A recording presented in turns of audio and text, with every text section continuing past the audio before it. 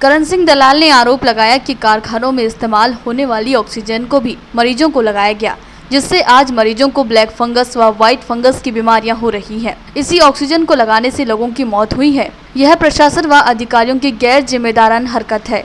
इस मामले में प्रशासन व अधिकारियों के खिलाफ हत्या का मामला दर्ज होना चाहिए। कोरोना से जिस तरह से बिना स्वास्थ्य लाभ के लोगों ने अपनी जान गंवाई है, ऐसे में सरकार को इस्तीफा दे देना चाहिए।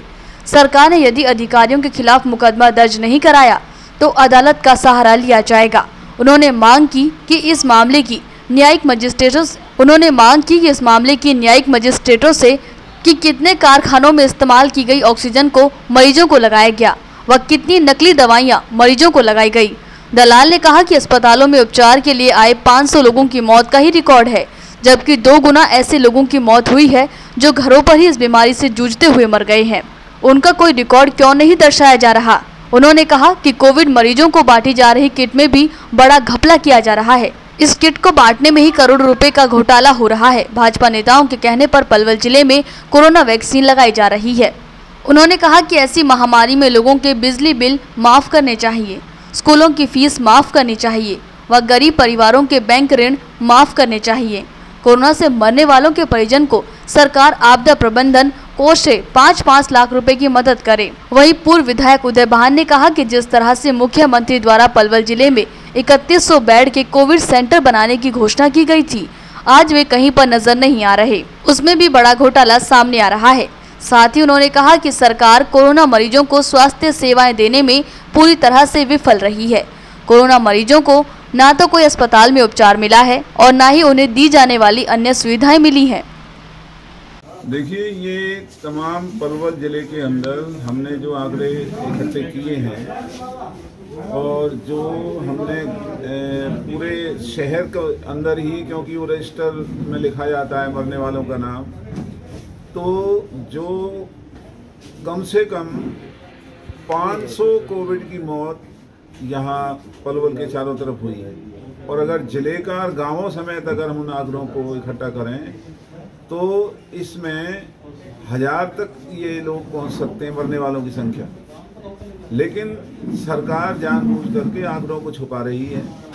जहां 20 टर मंगाए हैं, मार्च में मरने वालों की संख्या बहुत कम है जब ये बीमारी नहीं थी। मार्च के बाद जब ये बीमारी का असर शुरू हुआ है तो मरने वालों की संख्या हर शमशान घाट पर कई गुना बढ़ी है, जिनके नाम, उम्र और सबके हमने पतों समेत ये सारी जानकारी हासिल की है। तो ये बहुत ही दुख की बात है कि सरकार मरने वालों के आंकड़ों को भी छुपा रही है। कोविड में बहुत बड़ी संख्या में मृत्यु हुई है। सरकार को चाहिए कि मरने वालों के परिजनों को, खास करके जिनके बच्चे बेसहारा हो गए, उनको रोजगार दे, उनको मुआवजा दे। और जो आज वैक्सीन के नाम पर तमाशा हो रहा है कि भारतीय जनता पार्टी के झंडों तले ही वैक्सीन लगाई जाती है, ये गोरख धंधा इन्हें बंद करना चाहिए। वैक्सीन लगवाने का सबका हक है, वैक्सीन उपलब्ध होनी चाहिए। और जो हमारे ज़िले के अंदर कारखानों की ऑक्सीजन जो केवल कारखानों के उपयोग के लिए थी, उस ऑक्सीजन को सरकार ने जो बीमार लोगों के ऊपर इसका इस्तेमाल कराया, उसकी वजह से ब्लैक फंगस, वाइट फंगस जो बीमारी पनप रही है, तो इस सरकार के खिलाफ और जिला प्रशासन के खिलाफ हत्या का मामला दर्ज होना चाहिए। जो इस तरह का इन्होंने एक बहुत बड़ा अपराध किया है कि कारखानों की ऑक्सीजन आदमियों के ऊपर कैसे लग सकती है, इनको इतना भी पता नहीं था, इन्हें सरकार चलाने का कोई हक नहीं है। और इस महामारी में जो मुख्यमंत्री ने पलवल में आकर के 3100 बेड की घोषणा की थी, वो एक झूठी घोषणा थी। लेकिन प्रशासन ने उसके एवज में कितने पैसे खर्च किए, ये प्रशासन को बताना चाहिए। कि पलवल जिले में भी 40 से ज़्यादा ब्लैक फंगस के केस आए हैं। ये वो लोग हैं जिन्होंने कारखानों की ऑक्सीजन का इस्तेमाल इनके ऊपर किया गया। तो इस सरकार के खिलाफ हाई कोर्ट में हम ये जरूर याचिका दायर करेंगे कि जिस तरह से लापरवाही कोविड मरीजों को देखभाल में और जो कालाबाजारी और धन कमाने का बीजेपी के नेताओं ने धंधे का काम किया है, विधायक और सांसदों ने मिलकर के कालाबाजारी कराई, इन्होंने मिलकर के जो अपने धंधे चलाने का काम किया, इन सब की खिलाफ कार्रवाई हो तो हाई कोर्ट में जाएंगे। कई बड़ी संख्या में मृत्यु हुई है कोविड की वजह से। कोविड के मरीज आज भी गांवों में पड़े हुए हैं, सरकार उन्हें देख नहीं रही है, झूठे आंकड़े अखबारों में दिए जा रहे हैं। तो आज हमने हजारों लोग हमारे इस पलवल जिले के अंदर इस कोविड की बीमारी से ग्रस्त हैं और 1000 के करीब तकरीबन कोविड की मौत इस तमाम पलवल जिले के अंदर हुई। तो आप जांच की मांग करते हैं, कमेटी बैठे इन पर मामलों की जांच हो कि आखिर जो लोग मरे हम ये मांग करते हैं कि एक तो जो कारखानों की ऑक्सीजन इंसानों पर लगाई गई उसके लिए प्रशासन और मुख्यमंत्री और हेल्थ मिनिस्टर के खिलाफ मुकदमा दर्ज हो, हत्या का मुकदमा दर्ज हो।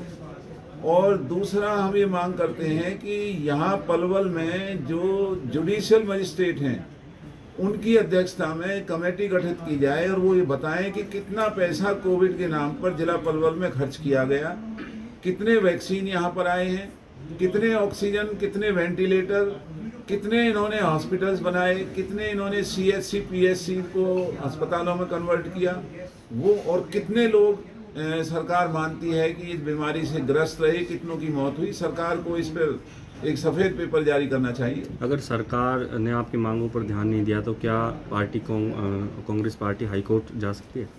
हाई कोर्ट में जो लापरवाही जानबूझ करके हरियाणा सरकार ने की है कि जो मरीजों के लिए ना ऑक्सीजन का इंतजाम किया, ना दवाइयों का इंतजाम किया, की फीस सरकार भरे, ऐसी बात बताओ है ना जी। बिजली के बिल माफ हो, बिजली के बिल माफ होने चाहिए।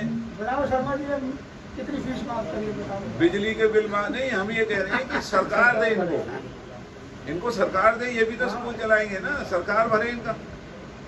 और ये जो बीजेपी के हेडक्वार्टरों में ये जो अरबों रुपए लगाए कहाँ से आए? तो ये क्या स्कूल के इनको नहीं दे सकते जो एजुकेशन दे रहे हैं बच्चों को? बिजली के बिल माफ करें और जो किस्त है लोन की उनको माफ करें।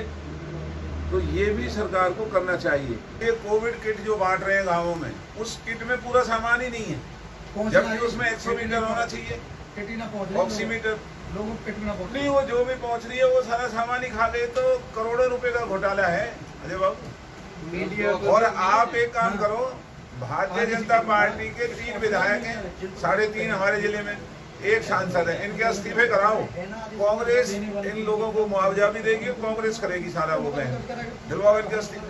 फिर किस लिए बने? जिले का अस्पताल है, बड़ा अस्पताल, उसकी हालत ये है कि उसमें सिर्फ 90 ऑक्सीजन के बेड है और 1 वेंटिलेटर, पहले 2 वेंटिलेटर थे, 1 खराब था, 1 काम कर रहा था, 5 आए, उनमें भी उनको चलाने वाला कोई नहीं, कोई भी किसी तरह का।